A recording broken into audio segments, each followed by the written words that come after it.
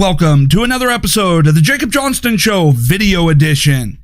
I would like to thank those who have gone out there and created Rumble, created Parler, created MeWe, because it turns out when we're not being hammered by censorship, conservative content really skyrockets, and shows like mine can finally start growing, while those who started before the 2016 crackdown, well, you already had a lot of growth, but even you were seeing a lot of punishment. So thank you. We're finally able to start getting some growth and getting the content out there. Okay, so what is the current state of the election? Well, I'll get to a video clip here that will kind of show where we're headed. But first, I want to go through and acknowledge something that we all know. This election is rotten to the core. We all know it. We all sense it. I could go back through and spend an hour of all the anomalies, all the data, all the things that make no sense that on their own is statistically improbable, all together happening at once, all localized in these few districts of these swing states controlled by Democrats. You would have to believe we were sucked through a black hole into an alternate universe and all the laws of physics have just been thrown out the door in order to believe this election. But as Joe Biden said, they have created the most extensive and inclusive voter fraud organization in history. So what we know and what we can prove in court can be different things. And one of the problems that we're finding here and what we can prove is that the Democrats, they didn't just engage in one type of election fraud, of just stuffing the ballot box with votes from dead voters. I mean, that we could easily detect. And we have detected some of that.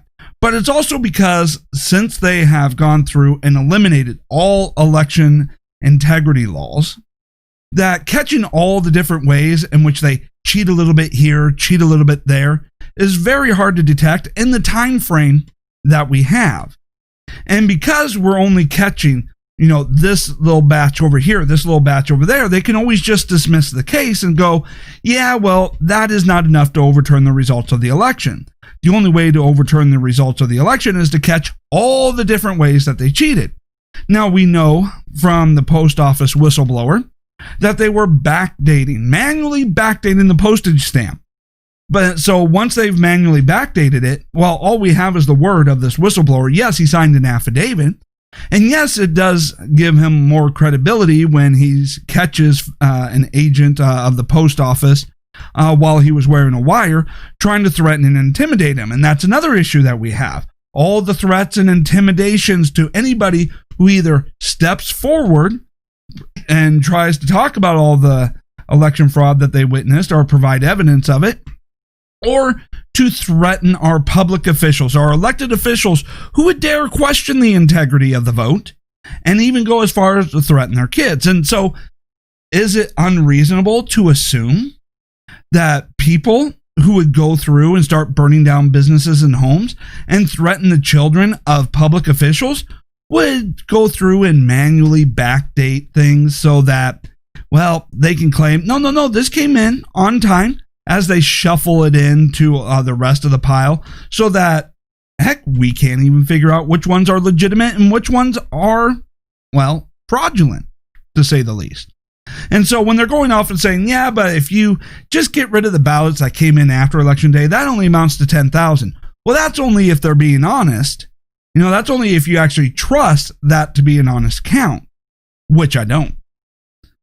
Okay, so we've gone through all of the statistical anomalies that we have seen on the audio podcast, and there's dozens of them. So what is the current state of the election? Well, if you're listening to the left-wing media, you would hear, well, all these lawsuits are being tossed out. They have no merit. But most of the lawsuits aren't even filed by Trump. They're being filed by private individuals or organizations, and a lot of them get tossed out for a lack of standing. Which I would think in an election with election fraud, the entire population would have standing, but apparently not according to our would-be rulers. That's just, yeah, I'm as pissed off about that as you. So now when we go in and we see that Giuliani was in court, they're saying, well, they're not alleging fraud and that. Well, they haven't brought the fraud case yet. When you remember, they're trying to go through and conduct an investigation and collect all the evidence that would normally take, a few years, and they have to try and condense that into just a couple of weeks, which I'll get to what I think some of the strategy is there. But as we take a look at that, that means that what we have seen so far, in my view, is just the previews.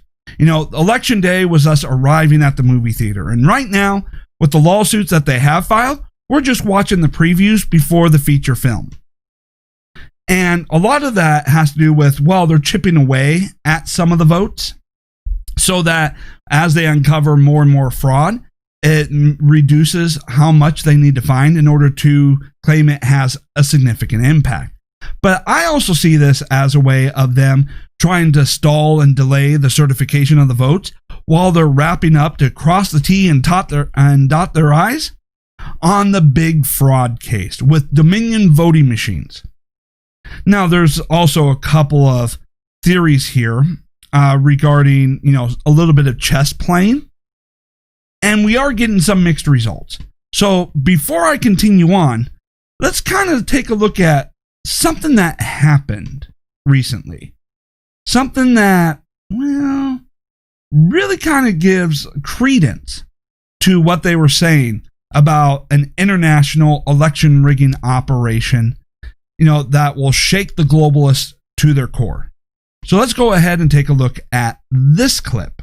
To date, we have passed House Resolution 1100, sponsored by Representative Jesse Topper, to direct the Legislative Budget and Finance Committee to conduct risk-limiting audits on the ballots in all 67 counties and reestablish the Act 35 data report.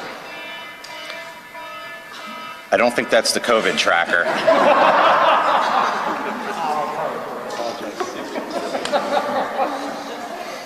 Can't make this stuff up.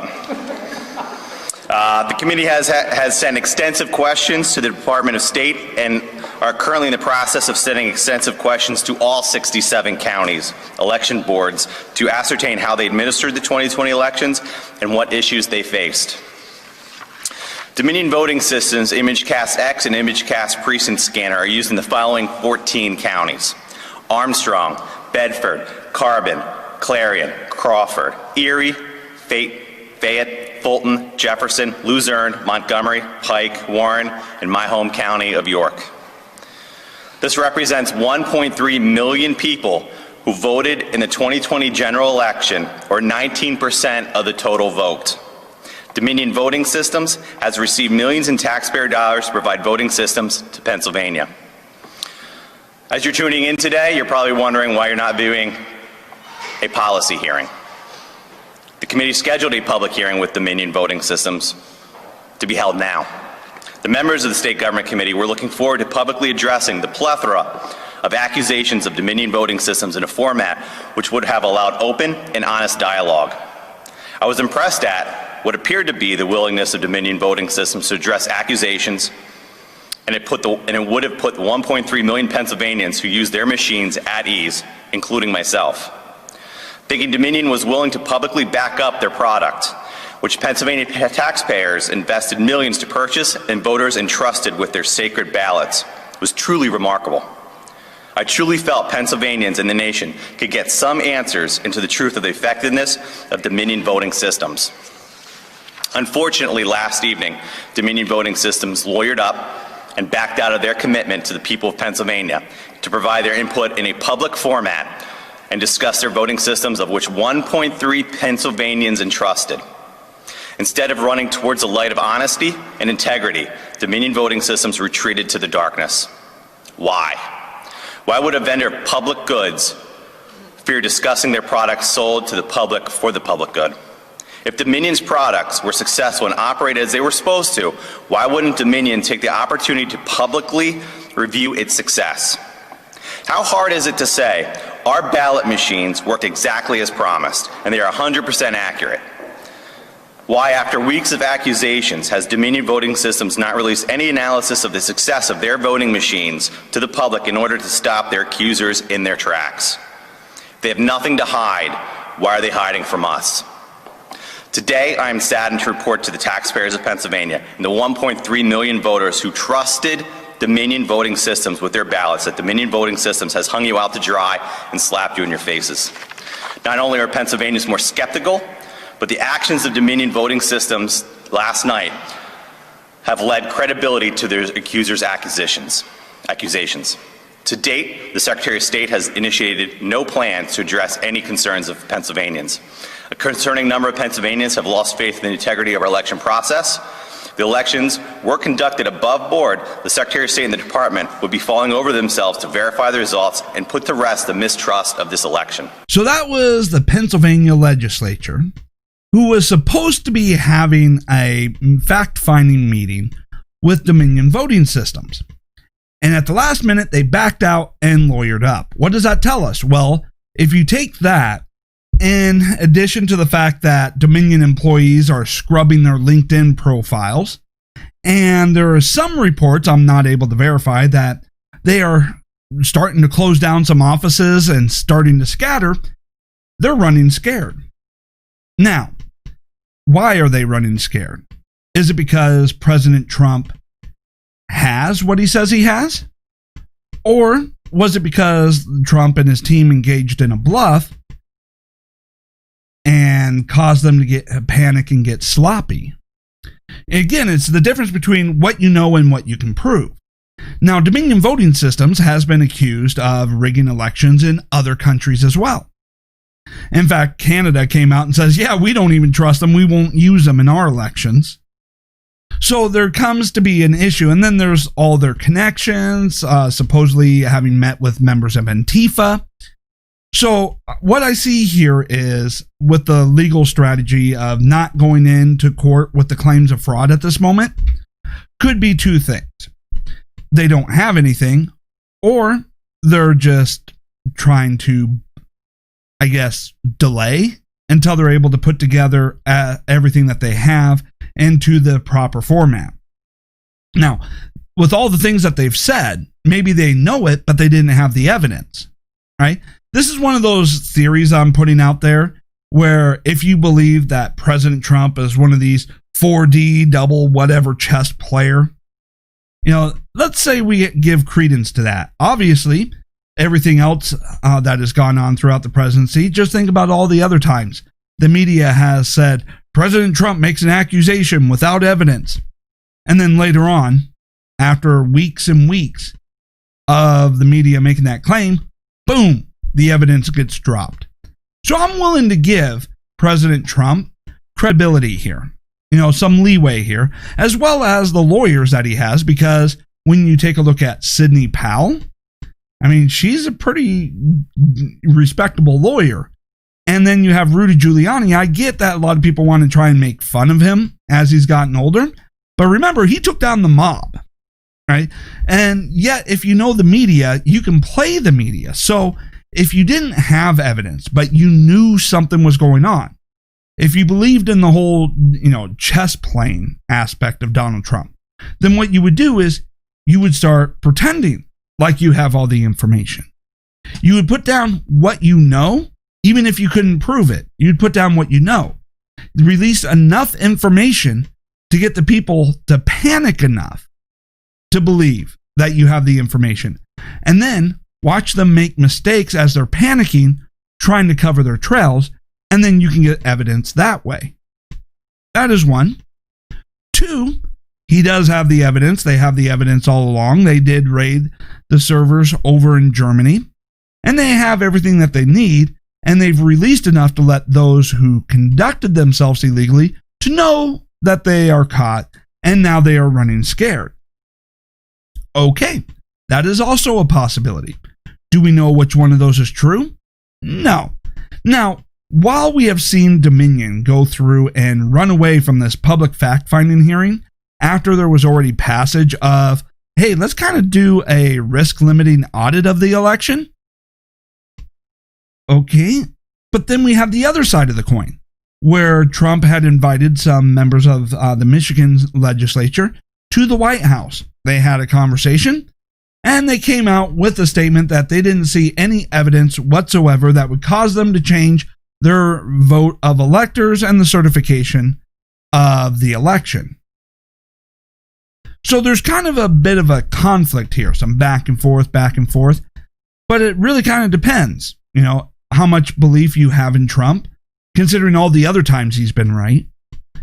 Whether you believe this is chess moves of, okay, now we're bringing them in, we're going to tell them to issue this statement so they stop panicking so they're easier to round up, or if all of this was a bluff in hopes of getting the people to mess up in order to get the evidence, and it didn't pan out, and now they're trying to figure out what to do. All of these things are possible. Hey, it's 2020. We've seen all types of weird crap this election year. All year long.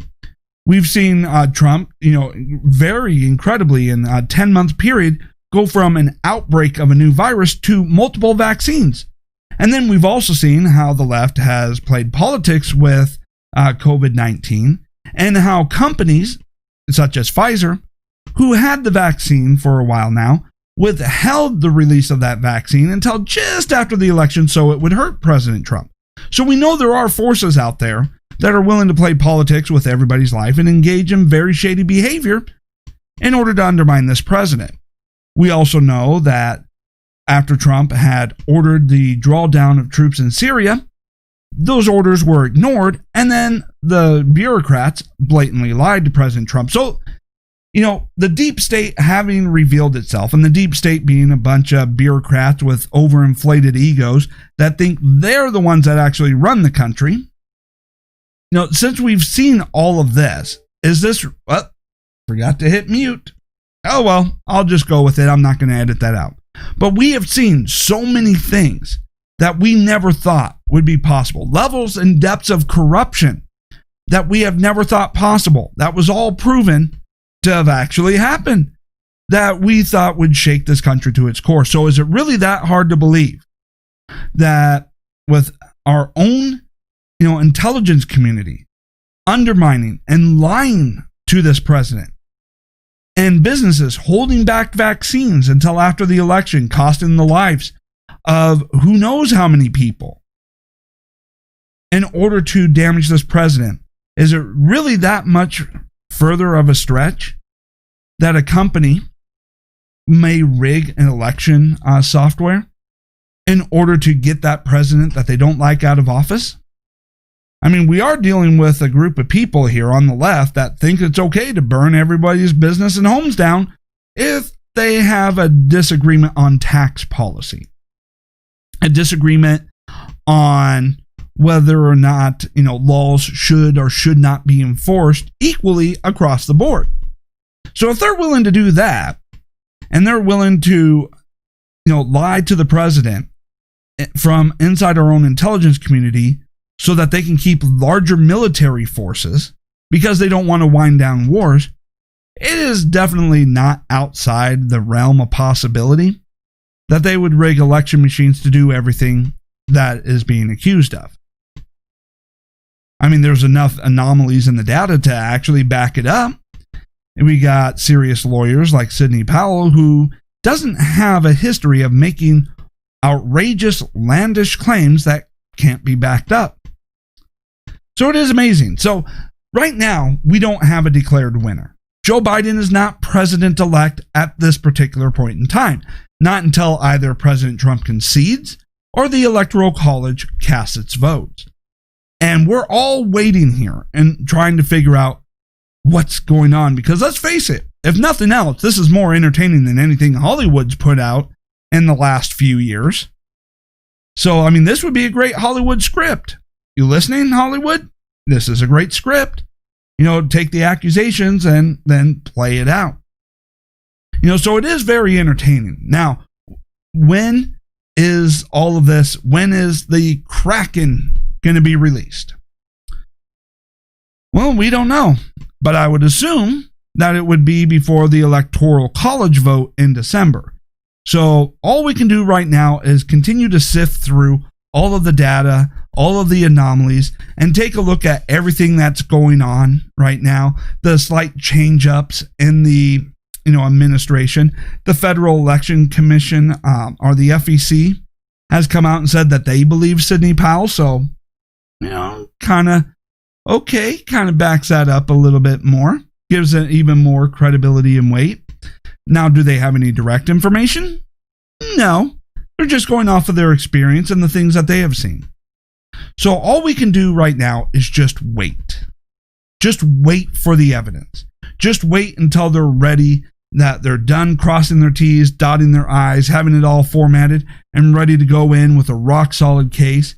Who knows? Maybe with the information that they have released, it scared enough people that one of those affidavits that they have might be from the person that was involved in the planning of the election rigging. An inside witness who was smart enough to save their own skin by rushing for a plea deal. Plus, there's also a lot of things that could be going on behind the scenes. Obviously, you're not going to go into court and lay all your evidence on the line if, as Sidney Powell has stated, that this should be a criminal investigation and a lot of people should go to jail. Well, once you go to court and release all your evidence, the people know the gig is up and they start running and scattering. So you could also see, presumably, a delay. Trying to delay as much as possible. Let the people get into a false sense of security, thinking that this is all bluff and bluster, but you don't have anything.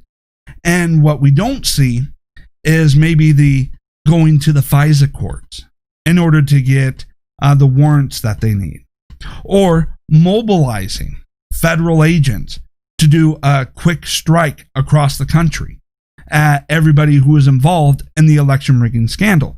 I mean, once you release all the evidence and they know that they're caught, they're going to scatter. You want the federal agents in place in order to catch them as they're scattering.